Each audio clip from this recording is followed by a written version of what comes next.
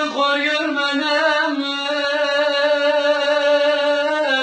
ölüm var.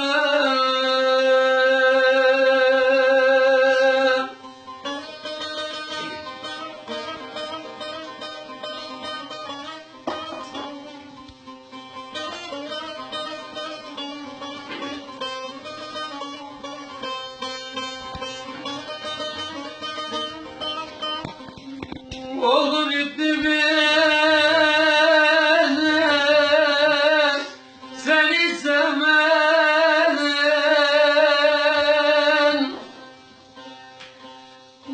Ah yeğenlerim de yine bize gülmedin.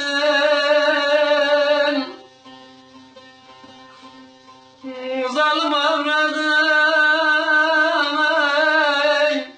kulağım başı gelmedin. Ah bizi kor görmenem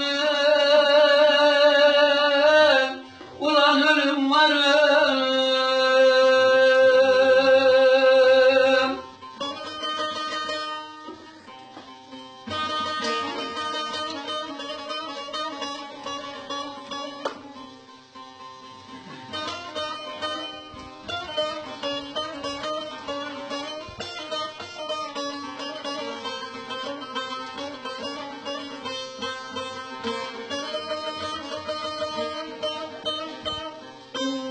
Aldın selam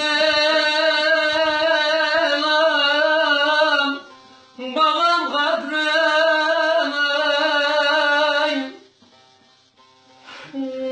senin Allah etmiş 3 dönüm tarlayı. Hele bir gün Ezrail gelir yanıma, ah bizi kor görmenem ölüm varım.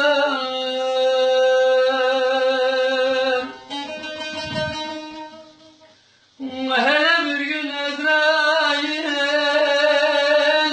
gelir yanıma, bizi kor görmenem ölüm varım.